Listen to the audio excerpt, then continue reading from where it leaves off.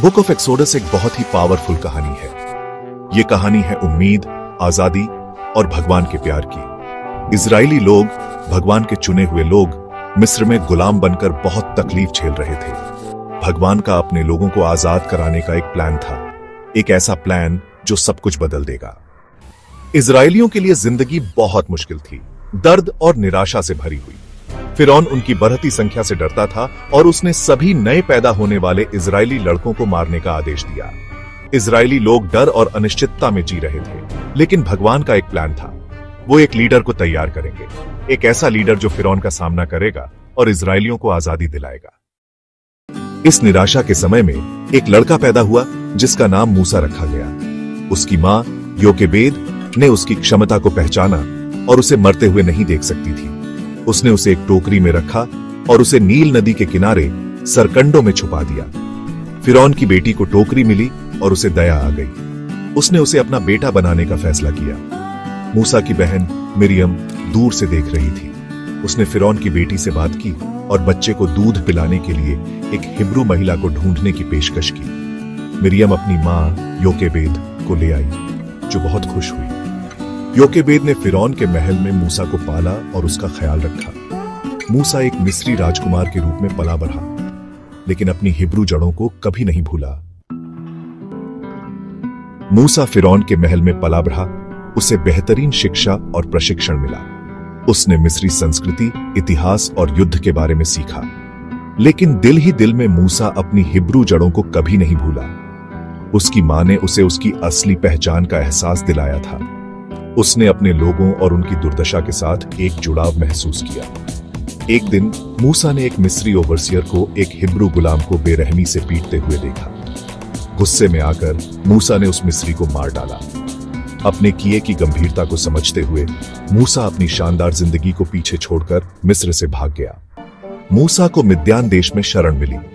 वह एक कुएं पर पहुंचा, जहां उसने 7 बहनों की मदद की, जो रूएल नाम के एक पुजारी की बेटियां थीं।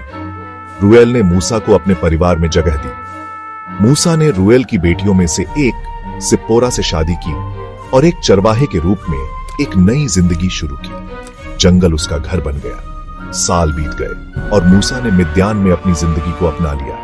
फिर भी भगवान मूसा को नहीं भूले थे। एक दिन जब मूसा होरेब पर्वत के पास अपने झुंड की रखवाली कर रहा था, उसने एक असाधारण दृश्य देखा। एक झाड़ी आग की लपटों में घिरी हुई थी, फिर भी आग से नहीं जल रही थी।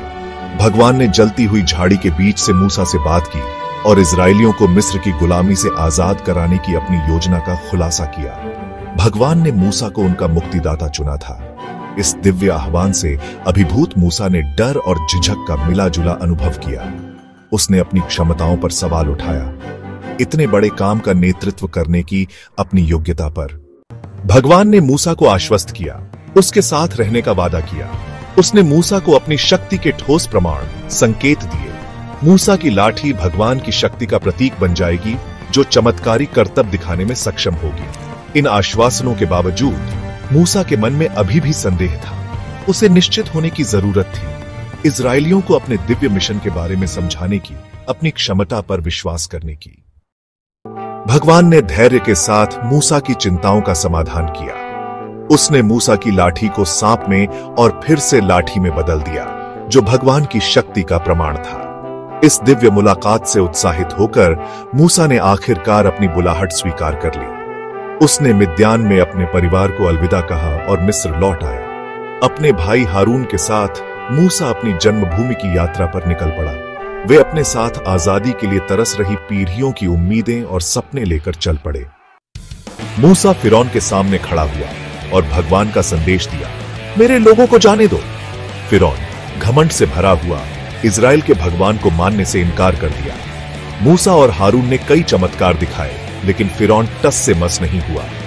भगवान ने धैर्य रखने का आग्रह किया, अपनी शक्ति प्रदर्शित करने के लिए कई घटनाओं की योजना बनाई। नील नदी खून में बदल गई, फिर भी फिरौन अडिग रहा। हर विपत्ति अधिक दुख लेकर आई, फिर भी फिरौन अपनी जिद पर अड़ा रहा। अंतिम निर्णायक मुकाबले का मंच तैयार हो गया था।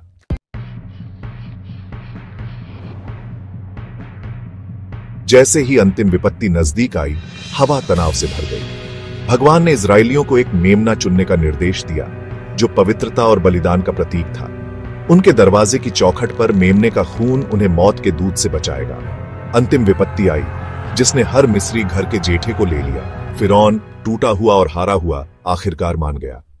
मौत के दूत ने इजरायलियों को बख्श दिया। उनके दरवाजे की चौखट पर मेमने के खून को पहचान लिया। फिरौन ने मूसा और हारून को बुलाया और उन्हें मिस्र छोड़ने का आदेश दिया।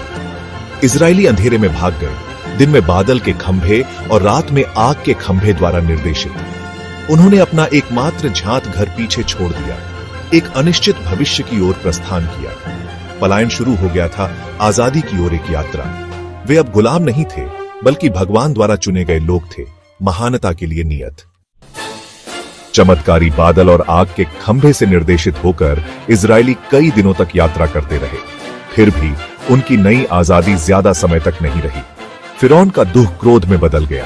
उसने अपनी सेना इकट्ठा की अपने पूर्व दासों को पकड़ने के लिए।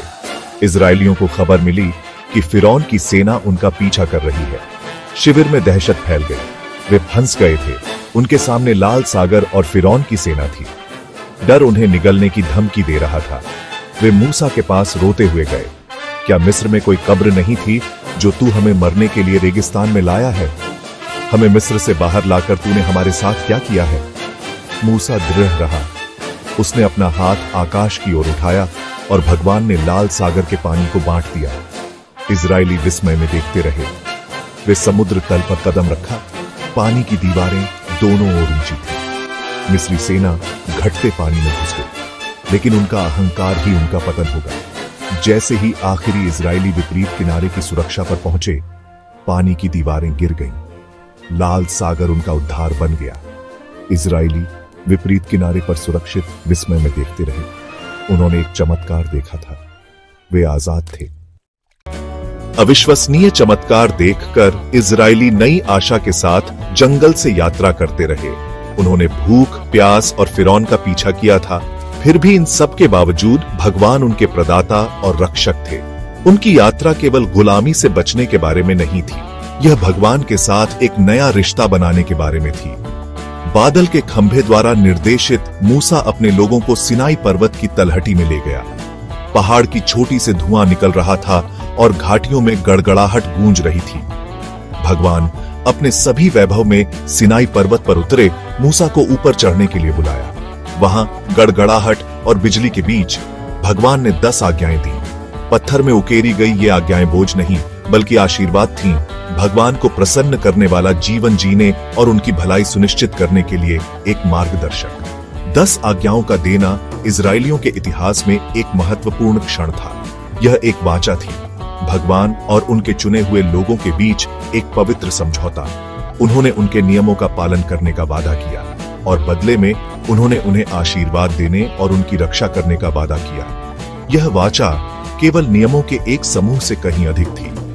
यह भगवान की कीमती संपत्ति के रूप में उनकी पहचान की नींव थी, एक अलग लोगों का समूह। निर्गमन की कहानी विश्वास की शक्ति और भगवान की विश्वस्तता का प्रमाण है।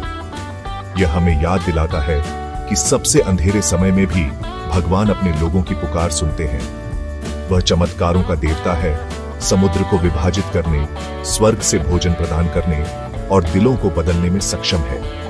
इजरायलियों की यात्रा उन सभी के लिए प्रेरणा का काम करती है जो आजादी चाहते हैं। हमें याद दिलाते हैं कि विश्वास के साथ असंभव भी संभव है। जंगल के माध्यम से उनकी 40 साल की यात्रा परीक्षण और शोधन का समय था।